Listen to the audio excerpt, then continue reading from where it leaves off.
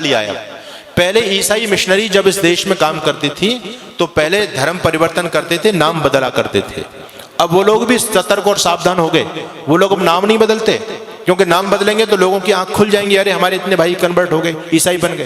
तो नाम वही रखते हैं लेकिन अंदर से धर्म परिवर्तन करा देते हैं, जिससे हम लोग गफलत में सोते रहे। आप लोगों ने छत्तीसगढ़ के मुख्यमंत्री होते थे, नाम था अजीत जोगी। नाम सुनकर के आपको क्या लगता है जी, कौन होगा? अजीत जोगी। आपको लगेगा कि हमारे आदित्यनाथ योगी का ही भाई होगा अजीत जोगी को। नाम हिंदुओं जैसा उस व्यक्ति का, लेकिन व्यक्ति कौन था? ईसाई, पक्का ईसाई।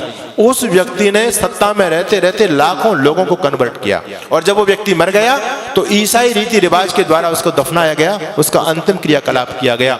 मैं आपको बताना चाहता हूं, पंजाब के मुख्यमंत्री होते थे चरणजीत सिंह चन्नी, स्वाफा भी बांधते थे, साफा लगते थे, सरदार जी हैं, लेकिन कौन थे? क्रिश्चियन। यानी हम लोगों को गफलत में रखने के लिए। और मैं कहना चाहता हूं आपसे, एक व्यक्ति है इस देश में जिसको हमारे बहुत सारे भाई बंधु देश का प्रधानमंत्री बनाना चाहते हैं। नाम क्या है जी? राहुल गांधी। ठीक है, हो सकता मेरी बात से लोगों को कुछ मिर्च भी लगे। नाम है राहुल गांधी, लेकिन कौन है? धर्म से बताओ मुझे, क्या धर्म है उस व्यक्ति का? है वो ना मुसलमान ना ईसाई, वो तो वर्ण संकर खिचड़ी है। उसके दादा परदादा कभी मुसलमान थे, फिर उसकी माँ ईसाई थी, वो हिंदू तो है ही नहीं। लेकिन हैरानी की बात यह कि हिंदू उसको प्रधानमंत्री बनाना चाहते हैं। यानी हम जरा भी नहीं सोचते, जब इस ईसाई इस देश की सत्ता को अपने हाथ में लेगा, वो ईसाइयत को बढ़ावा देगा, हिंदुत्व को बढ़ावा देगा। ये सोचने की बात है। हम अपने स्वार्थ में इतने ज्यादा अंधे हो रहे हैं, आज राजनीतिक स्वार्थों में इतने अंधे हो रहे हैं। कोई अगर राजनीतिक पार्टी देश के लिए अच्छा काम भी करे, हमको उसका विरोध जरूर करना है। अभी इस देश की केंद्र सरकार ने एक योजना निकाली, अग्निवीर की योजना निकाली।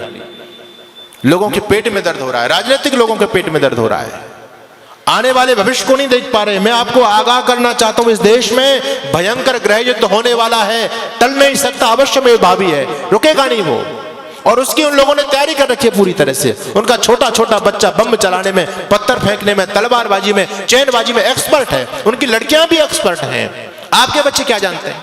एक ही बच्चा है आपके पास में, उनके 17 वो तो कहते हैं 2-4 मर भी गए, फिर भी हमारे पास 11-15 तो फिर भी बचते हैं। कोई हमको चिंता वाली बात नहीं। उनका बच्चा बच्चा एक्सपर्ट है। हमारे आदरणीय जो बुद्धिमान राजनेता लोग, उन्होंने सोचा कि हम भी अपने बच्चों को कम से कम ये जो है आत्मरक्षा का चीज तो सिखाई दे। जब देश के हालात बदलेंगे तो कम से कम स्वयं की रक्षा कर पाएंगे, अपनी बहन बेटी अपने बच्चों की रक्षा तो कर सकते हैं वो लोग। इसके लिए अग्निवीर योजना चलाई गई कि हर एक बच्चे को सैनिक शिक्षा दी जाए। अच्छी योजना है, इसका विरोध नहीं करना चाहिए, इसका सम्मान करना चाहिए। हर बच्चे को ये सैनिक शिक्षा मिले, क्योंकि आने वाला समय बहुत भयंकर है। आपके घर में लाठी तक नहीं है, आपका बच्चा कुछ जानता ही नहीं है, आप कैसे उन विधर्मी लोगों से टकराओगे? एक सज्जन कहने लगे, अब हमको AK-47 रखनी पड़ेगी, बंदूक रखनी पड़ेगी, भाला रखना पड़ेगा, अपने घर में फरसा रखना पड़ेगा, लाठी रखनी पड़ेगी। अरे मैंने कहा, इतने हथियार के नाम तुमने गिना दिए, इन हथियारों को चलाएगा कौन? कोई चलाने वाला है तुम्हारे पास में? एक बच्चा है, उसको हमने क्या बनाना चाहते हैं? उसको DM बनाना चाहते हैं। वो लोग कहते हैं हिंदू इतना मूर्ख प्राणी है धरती पर, एक बच्चा करके अपने बच्चों को DM बनाना चाहता है। हम 17 बच्चा पैदा करते हैं, इस देश का PM अपना बनाएंगे। जिस दिन इस देश का PM हमारा बन जाएगा, DM कुछ नहीं बेचेगा, शासन हमारे हिसाब से चलेगा। क्या लोगों की योजना है? हमसे ज्यादा सोच रहे हैं वो लोग। आप एक बच्चा करके उसको सरकारी नौकर बनाना चाहते हैं, और वो 10 बच्चा पैदा करके सरकारी अपना बनाना चाहते हैं। बताओ किसकी योजना में ज्यादा दम है? हम तो कहीं नहीं ठहरे उनके सामने।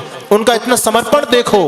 आपको मैं धन्यवाद करूंगा कि आज हमारे नौजवानों की संख्या है, यहाँ बच्चे भी आते हैं, बहुत कम उपस्थिति में आते हैं, लेकिन उनकी मस्जिद के अंदर आप जाकर के देखो कितने नौजवानों की फौज है वहां, क्योंकि वो उस काम को कंपलसरी समझते हैं। हम इस धर्म कर्म को, सत्संग को कंपलसरी नहीं समझते। हम तो ये समझते हैं ये हमारे काम का, बच्चों का क्या काम है इसमें, स्वयं हाथ हिलाते हुए चले आते हैं। लेकिन वो लोग सारे के सारे समर्पित है अपने मिशन के लिए।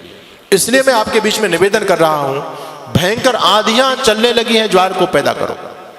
मैं तो एक बात कहता हूं साहब, अब भाईचारे की बात बंद कर दो। अपने वजूद को, अस्तित्व को बचाना चाहते हो तो अब कट्टरता अपने अंदर पैदा करो।